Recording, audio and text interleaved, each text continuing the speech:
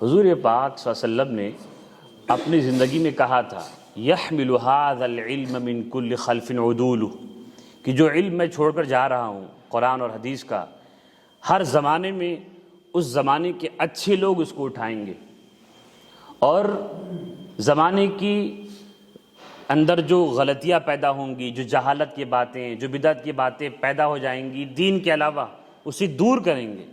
تو حضور نے گویا کہ کہا تھا کہ میرے بعد آنے والے علم والے لوگوں کی ذمہ داری ہے کہ بعد کے فتنے کا مقابلہ کریں گے۔ صحابہ نے اس پہ عمل کر کے دکھایا۔ ایسے ہی آج بھی ایک بہت بڑا فتنہ ارتداد کا چل رہا ہے۔ ہر شخص کو جو دین سے جڑا ہوا ایسے خبر ہے کہ بڑی تعداد میں لوگ مرتد ہو رہے ہیں، دین چھوڑ رہے ہیں۔ یہ بھی ایک خوشکن حقیقت ہے، ایک بہت ہی مسرت افزا ایک اچھی خبر ہے یہ کہ دنیا میں سب سے تیز پھیلنے والا مذہب اسلام ہے۔ کہاں پہ؟ ان ملکوں میں جہاں پر اسلام کے خلاف ہر طرح کی سازشیں رچی گئیں، وہیں پر سب سے زیادہ تیز کوئی مذہب پھیل رہا ہے تو اسلام پھیل رہا ہے۔ یہ پرانی بات نہیں، یہ تازہ بھی بات ہے۔ بلکہ ان ملکوں میں جہاں پر آج سے 25-30 سال پہلے پورے ملک میں ایک مسجد بنانے کی اجازت نہیں تھی، وہاں پر بھی سب سے تیز پھیلنے والا مذہب اسلامی ہے۔ جیسے جاپان، سب سے تیز جو مذہب پھیل رہا ہے وہ اسلام پھیل رہا ہے۔ یہ خوشکن حقیقت ہے، ایک خوش کرنے والی خبر ہے۔ لیکن وہیں ایک افسوسناک المیہ یہ بھی ہے کہ جو لوگ وراثت سے اسلام پائے تھے، موروثی مسلمان، ان کی ایک بڑی تعداد اسلام سے پھرتی جا رہی ہے۔ وہ ہمارے وہ نوجوان بچے اور بچیاں ہیں جو غیروں کے ماحول میں پروان چڑھتے ہیں، گھر میں بچپن سے دین کی ترجیح نہیں دیکھتے، انگریزی ماحول میں پلتے ہیں، کالج میں تعلیم حاصل کرتے ہیں۔ تو سب سے زیادہ یہی طبقہ فتنہ ارتداد سے متاثر ہے، یعنی اسلام چھوڑے جا رہا ہے۔ کیا فتنہ ہے؟ اس زمانے میں فتنہ جو آیا تھا ابو بکر صدیق رضی اللہ عنہ کے زمانے میں، وہ تو یہ تھا کہ زکوٰۃ نہیں دیں گے، زکوٰۃ نہ دے کر کافر ہوئے تھے، مرتد ہوئے تھے۔ اب کس وجہ سے کافر ہو رہے ہیں؟ مختلف وجوہات ہیں۔ اس میں بچیوں کی وجہ جو ہے وہ مخلوط تعلیم ہے۔ لڑکوں کے ساتھ جو تعلیم ہوتی ہے ایک ہی درسگاہ میں پردے کے بغیر لڑکے اور لڑکی تعلیم حاصل کرتے ہیں، یہ لڑکیوں کے مرتد ہونے کی سب سے بڑی وجہ ہے۔ لیکن مرتد صرف لڑکیاں ہی نہیں ہو رہی، مرتد لڑکے بھی ہو رہے ہیں۔ باقاعدہ تنظیم بن گئی ہے ہندوستان میں، ہمارے ملک میں بھی، ایکس مسلمز کی، جو اپنے آپ کو اللہ کی پناہ سابق مسلمان کہتے ہیں۔ تو جو مرد حضرات مرتد ہو رہے ہیں، ان کی ارتداد کی وجہ اسلام کے اندر شبہے پیدا کرنا، اور اس میں سب سے بڑا شبہ حدیث کے اندر شبہ۔ وہ کہتے ہیں کہ قرآن میں دکھاؤ، اللہ کی کتاب تو قرآن ہے، حدیث تو ایک انسان کی بات ہے۔ جو بات قرآن میں ہم مانیں گے، جو قرآن میں نہیں مانیں گے۔ تو مردوں کے مرتد ہونے کی شہروں کے اندر جو سب سے بڑی وجہوں میں سے ایک وجہ ہے وہ یہی ہے کہ حدیث پر سے ایمان اٹھتا جا رہا ہے۔ اللہ کے رسول کو نہیں مان رہے ہیں، صرف قرآن مانیں گے، اللہ کو مانیں گے۔ اس بات کو سمجھنا ہے۔ آج میں قسط وار اس بات کو سمجھاؤں گا۔ وہ آیت جو اس کی تشریح کر رہا تھا اس کو وہیں پر روک کر، اسی کی ضمن بات آئی تھی، اعتدال کی بات۔ تو دیکھیں ہم کلمہ جو پڑھ، بہت گہرائی سے بات کو سمجھیے۔ کچھ باتیں سننے میں بڑی اچھی ہوتی ہیں پر فائدہ مند نہیں ہوتی، کچھ باتیں سننے میں خشک ہوتی ہیں، بہت اچھی نہیں لگتی ہیں، کانوں کو مزہ نہیں آتا، لیکن بہت اہم ہوتی ہیں۔ دوائیں لذیذ نہیں ہوتی لیکن اہم ہوتی ہیں۔ ایسے ہی یہ عقیدے کی بات بھی بہت اہم ہے، اگرچہ خشک ہو۔ اگر آپ نے آپ کو فتنے سے بچانا ہے، اپنے آنے والی نسلوں کو بچانا ہے، تو ان شبہات کا صحیح جواب ذہن میں رکھنا ہوگا جو پوری دنیا میں شبہات پھیلائے جا رہے ہیں موبائل کے ذریعے سے، جو یہ شیطانی آلہ ہر جیب میں پہنچ چکا ہے۔ تو ہم جو کلمہ پڑھتے ہیں لا الہ الا اللہ محمد رسول اللہ، یہ کلمہ، اس میں ایک بات تو یہ کہ اللہ ایک ہے، لا الہ الا اللہ۔ دوسری بات کیا ہے؟ محمد رسول اللہ، اسی پہ زد ہے۔ محمد اللہ کے رسول ہیں صلی اللہ علیہ وسلم۔ اللہ کے رسول ہونے کا مطلب کیا ہے؟ رسول کے معنی میسنجر، میسج پیغام لانے والا، یعنی اللہ کا پیغام لانے والے ہی محمد صلی اللہ علیہ وسلم، یہ ہمارا کلمہ ہے، ہم اس پہ ایمان لاتے ہیں۔ اس کا مطلب کیا ہے؟ اس کا مطلب یہ ہے کہ جو کچھ بھی حضور نے پہنچایا وہ اللہ کی طرف سے پہنچایا، وہ پیغام لانے والے ہیں، وہ اپنی بات نہیں کہنے والے۔ پہلے زمانے میں جب بادشاہ یا بڑے لوگ اپنی بات کہیں کہنی ہوتی تھی دوسرے بادشاہ سے، تو قاصد ایلچی رکھتے تھے، ایلچی جس کو رسول کہتے تھے۔ ایلچی ایک ایسا آدمی جو رفتار جس کی سفر میں تیز ہو، تیز رفتار گھوڑا چلاتا ہو، تو بادشاہ اپنا پیغام اس کو دیتے تھے کہ جاؤ یہ بات فلاں بادشاہ تک پہنچا دو، تو وہ آدمی قاصد کہلاتا تھا، ایلچی، کہ یہ بات جا کے کہتا تھا کہ ہمارے ملک کے بادشاہ صاحب نے آپ سے یہ بات کہی ہے۔ تو وہ جو بات کہتا تھا وہ بادشاہ کی بات ہوتی تھی، اپنی بات نہیں ہوتی تھی۔ ایسے آدمی کو آج کے زمانے میں ایمبیسڈر کہتے ہیں، سفیر کہتے ہیں، پہلے ایلچی کہا کرتے تھے۔ سفیروں کے بارے میں آج بھی قانون ہے کہ سفیر کو مارنا ملک پہ حملہ کرنا ہے۔ اس لیے ہمیشہ سے، چاہے وہ چنگیز خان کا زمانہ ہو، سفیروں کو قتل نہیں کیا جاتا تھا، چاہے وہ چنگیز ہی کیوں نہ ہو۔ اور ایک بات بتاؤں، چنگیز خان نے جو مسلمانوں پہ حملہ کیا، وہ مسلمانوں کی ظلم کی وجہ سے کیا تھا کہ مسلمانوں نے اس کی سفیر کو مار دیا تھا، خوارزم نے، ورنہ وہ حملہ نہیں کرتا، تاتاری حملہ نہیں کرتے، مسلمانوں کی غلطی پہ اس نے حملہ کیا تھا، وہ صلح چاہتا تھا مسلمانوں سے، تو سفیر قتل نہیں ہوتے۔ تو اللہ کے، تو سفیر کو عربی میں رسول کہتے ہیں، تو اللہ کے رسول صلی اللہ علیہ وسلم اللہ کے سفیر ہیں، ان کی بات اللہ کی بات ہے، یہ محمد رسول اللہ کا مطلب ہے۔ اگر کوئی یہ کہتا ہے کہ میں قرآن مانتا ہوں پر وہ باتیں جو حضور نے اپنے سے کہی ہیں قرآن میں نہیں ہیں، وہ بات نہیں مانتا ہوں، نعوذ باللہ، تو محمد رسول اللہ کے جملے کا انکار کر رہا ہے، وہ اسلام سے خارج ہو گیا۔ کیونکہ جب تم نے مان لیا کہ محمد اللہ کے رسول ہیں تو ان کی ہر بات اللہ کی بات ہے، وہ اللہ کے سفیر ہیں، ان کی بات، وہ اللہ کے ایلچی ہیں۔ یہ بات قرآن میں بھی ہے، قرآن میں سورہ نجم، قرآن مانتے ہیں؟ ہاں مانتے ہیں۔ کیا قرآن کہتا ہے؟ ما ینطق عن الہوا، محمد جو کچھ بھی کہتے ہیں وہ اپنے من سے نہیں کہتے، ان ہوا الا وحی یوحا، وہ صرف وحی ہی کہتے ہیں، جو کچھ بھی کہیں وہ وحی ہے۔ تو وحی دو طرح کی ہو گئی، ایک وہ جو قرآن کی شکل میں، قرآن بھی وحی ہے، وحی کہتے ہیں اللہ کے پیغام کو، قرآن بھی وحی ہے، اللہ کا پیغام ہے، اور قرآن کے علاوہ جو باتیں حضور نے کہی ہیں جس کو ہم حدیث کہتے ہیں وہ بھی وحی ہیں۔ دلیل قرآن کی ہے کہ جو کچھ بھی وہ کہتے ہیں، تو جو کچھ میں قرآن بھی آیا اور ساری باتیں بھی آئیں۔ عربی زبان میں ضابطہ ہے، ماں کا جو لفظ ہے وہ عام ہوتا ہے، جو کچھ، جو مطلب جو بھی، سب کچھ، تو یہ ما ینطقو عن الہوا ان ہوا الا، جو کچھ یہ کہتے ہیں وہ وحی ہوتی ہے، ان ہوا الا وحی یوحا، عام ہے یہ لفظ۔ لہٰذا جب حضور کی ساری باتیں وحی ہیں تو اللہ کی بات ہے، اللہ کا پیغام ہے۔ اس بات کو زیادہ واضح انداز میں حضور نے خود بتایا۔ بھائی کم سے کم اگر تم حضور کو نہیں مان رہے تو حضور کو جھوٹا تو نہیں کہہ سکتے، کیونکہ جس آدمی پر اللہ قرآن بھیجے وہ جھوٹا کیسے ہو سکتا ہے؟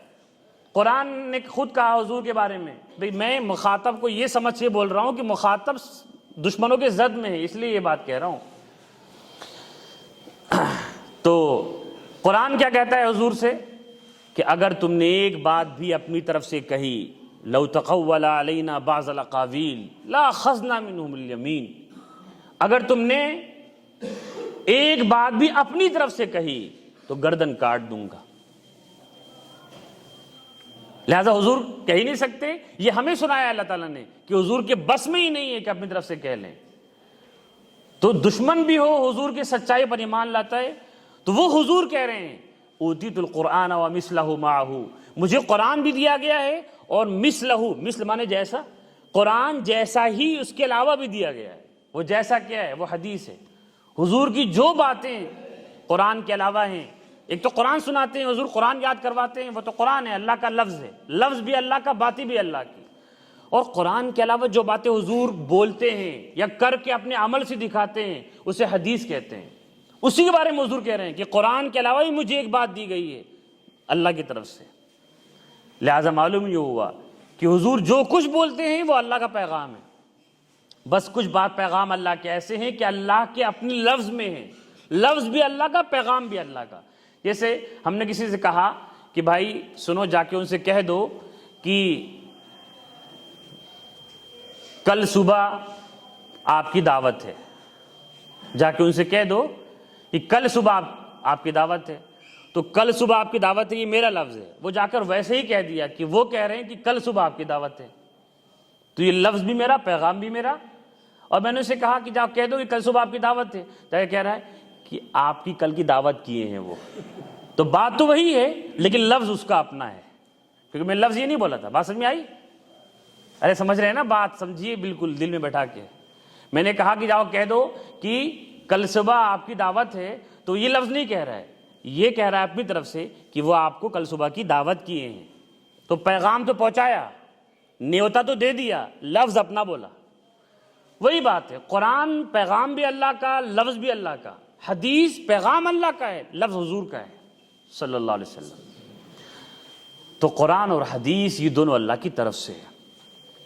اب حضور نبی بنے ہیں 40 سال کی عمر میں، 40 سال سے 63 سال میں وفات ہوئی، 23 سال تک حضور جو کچھ بولیں گے وہ اللہ کا پیغام ہوگا، جو کچھ کریں گے وہ اللہ کا پیغام ہوگا۔ حضور نے فرمایا، بخاری شریف کی روایت ہے، صلو کما رأیتمونی اصلی، نماز ویسے ہی دیکھ کے پڑھو جیسا تم مجھے پڑھتے ہوئے دیکھتے ہو۔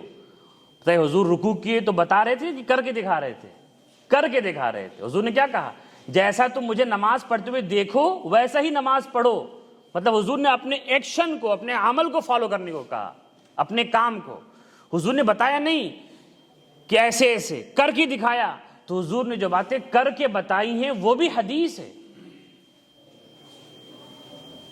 ایک مرتبہ واقعہ سنا دوں، تھوڑی سی بات ذہن میں یاد ہوگی کیونکہ واقعے سے پھر دل جمع ہوتا ہے۔ بہت اہم واقعہ ہے، میں کل بھی ایک صاحب کو بتا رہا تھا، بخاری شریف کی روایت ہے۔ ایک مرتبہ حضرت عبداللہ بن مسعود رضی اللہ تعالیٰ عنہ جو بہت بڑے صحابی ہیں، انہوں نے کہا کہ جو عورتیں بال میں بال جوڑتی ہیں، بال بڑے کرنے کے لیے بال میں بال جوڑتی ہیں میک اپ کرتے ہوئے، اور جو ٹیٹو بنواتی ہیں، گدواتی ہیں،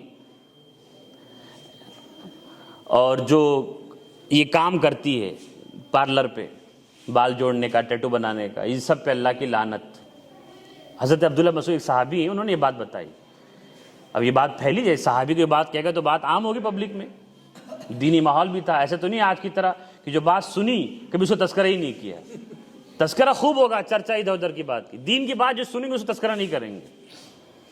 تو چرچا ہوا، ایک عورت تک بات پہنچی، اس کا نام ام یعقوب تھا، بنی اسد، قبیلے بنی اسد کے خاندان کی تھی وہ عورت۔ وہ زمانہ حق پسندی کا زمانہ تھا، لوگ تحقیق کے لیے کسی سے بھی بات کر سکتے تھے، جا کے پوچھتے تھے کہ بھائی یہ بات صحیح ہے، کیونکہ عمل کرنا تھا۔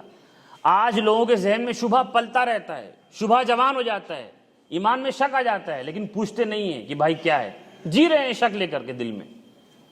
ابھی اس نے یہ بات کہی ہے نا کہ مسلمان اپنے آپ کو برتر تسلیم مت کریں، ملک میں اپنے آپ کو سب سے اچھا مت سمجھیں، وہ کہی اس نے بات، آپ نے خبر میں سنی ہوگی۔ وہ آدمی بڑا گھا آدمی ہے، وہ بڑا ہی تیز مکار، اور وہ بات اس کی بڑی اچھی لگ رہی ہے کہ اسے سب سے کہا ہے، مسلم سے بھی غیر مسلم سے بھی، کہ اپنے آپ کو برتر مت تسلیم کرو، سب برابر۔ پر وہ آدمی بڑا کھلاڑی ہے، کیونکہ اس کے پاس ایک ٹیم ہے، وہ اس نے بات ایک کہہ دی تو وہ بات تو منصف انصاف پر مبنی لگ رہی ہے، پر اس کے پاس ایک ٹیم بھی ہے، اس نے ملک کو ایک موضوع دے دیا، اب اس کی ٹیم اس موضوع کو میں آگ لگانے کے لیے کام کرنے لگی۔ ٹویٹر ہینڈل پہ کل قرآن سب سے اوپر ٹرینڈ کر رہا تھا، قرآن کی وہ آیتیں تھیں جس میں اللہ نے فرمایا حضور سے، وَالَّذِي أَرْسَلَ رَسُولَهُ بِالْهُدَىٰ وَدِينِ الْحَقِّ لِيُظْهِرَهُ عَلَى الدِّينِ كُلِّهِ، کہ اللہ نے فرمایا کہ اللہ نے رسول کو ہدایت دے کے بھیجا ہے تاکہ ہر دین پہ اسلام غالب آ جائے، تو اس نے قرآن پہ وار کیا ہے۔ اب اس نے ایک موضوع چھیڑ دیا، اب اس پہ ڈیبیٹ ہوگی، تو جو بہت سے سیکولر یا لبرل مسلمان ہوں گے وہ کہیں گے نہیں ہم تو برابر ہیں، اسلام اور غیر اسلام کو برابر سمجھتے ہیں، اس طرح کروڑوں کا اسلام چلا جائے۔ اور ایک سیکولر ملک میں، یا یہ کہہ لیں کہ جہاں پہ غیر مسلم اکثریت بستی ہے، وہاں پہ مسلمانوں کی فوقیت اور اغلبیت ثابت کرنا عام آدمی کے بس کی بات نہیں ہے، جرأت کی بات ہے۔ تو اس نے ایک بہت بڑا گیم کھیلا ہے۔ بہرحال ہر گیم اللہ کی تدبیر کے سامنے پھسڈی ہے۔ مکر و مکر اللہ واللہ خیر الماکرین، یہ لوگ بھی چال چلتے ہیں اور اللہ بھی تدبیر کرتا ہے، اور اللہ کی تدبیر ہر چال اور سازش پر حاوی ہونے والی ہے۔ تو انہوں نے حدیث سنا دی، اور بس عبداللہ مسعود رضی اللہ تعالیٰ عنہ نے، وہ عورت آئی پوچھنے کے لیے کہ میں نے سنا ہے کہ انک لعنت کیت و کیت، کہ تم نے لعنت بھیجی ہے ایسی سے عورتوں پر۔ فرمایا یعنی وہ سوال کر رہی ہے کہ تم نے لعنت کی بد دعا کی ہے کہ ایسی سے عورتیں جو ٹیٹو بنواتی ہیں، جو بال میں بال جوڑتی ہیں، ان پہ اللہ کی لعنت؟ فرمایا ہاں میں نے کہا ہے۔ اور کیوں؟ ما لعن رسول اللہ و کتاب اللہ، کیوں میں لعنت نہیں بھیجوں گا جس پر اللہ کے رسول نے لعنت بھیجی ہے اور اللہ کی کتاب نے لعنت بھیجی ہے، قرآن نے لعنت بھیجی ہے، کیوں نہیں بھیجوں؟ قرآن نے لعنت بھیجی ہے۔ تو عورت پلٹ کے جواب دیتی ہے کہ قد قرأت ما بین اللوحین، میں پورے قرآن کی حافظہ ہوں، پورا قرآن دو دفتیوں کے بیچ سے موجود ہے، پورا پڑھی ہوئی ہوں میں نے تو نہیں پایا کہ کہیں قرآن میں اللہ نے لعنت بھیجی ہو ایسی عورتوں پہ۔ اب دیکھیے عورت بول رہی ہے، تو انہوں نے کیا جواب دیا عبداللہ مسعود نے؟ وہ فرمایا کہ لئن کنت قرأتیہ وجدتی، اگر تو پڑھی ہوتی تو ضرور ملتا، تو پڑھی کہاں ہے؟ وہ پڑھی تھی، وہ جھوٹ نہیں بول رہی، وہ حافظہ ہو رہی ہوں گی، وہ کہہ رہی کہ میں نے پورا قرآن یاد کیا ہوا ہے، اس میں نے کہیں بھی یہ لعنت نہیں پائی کہ اللہ لعنت بھیج رہے ہوں یا اللہ کے رسول لعنت بھیج رہے ہیں ایسی عورتوں پہ جو ٹیٹو بنواتی ہے، جو بال جڑواتی ہے، بال جوڑتی ہے۔ اور یہ کیا جواب دے رہے ہیں کہ اگر تو پڑھی ہوتی تو پاتی، تو پڑھی نہیں ہے۔ اس کا مطلب پڑھنے میں فرق ہوتا ہے۔ کلاس میں ہر آدمی کتاب پڑھ رہا ہے پر سمجھ بھی رہا ہے۔ اسی سے بات سمجھ میں آتی ہے کہ ہر صحابی کا فہم، ہر صحابی کی عقل برابر نہیں تھی۔ جب صحابی کے برابر نہیں تھی تو امام تو بننے ہی ہیں الگ الگ۔ جیسے حضور نے فرمایا کہ الوضوء مما مست النار، الوضوء مما مست، حضور نے فرما دیا، ایک جملہ ہے، صحابہ نے یاد کر لیا، صحابہ کمپیوٹر سے تیز دماغ والے، صحابہ نے یاد کر لیا، پر سمجھنا تو سب کے بس کی بات نہیں ہے۔ عقل تو طبیعی چیز ہے، اس میں صحابہ میں بھی فرق ہے۔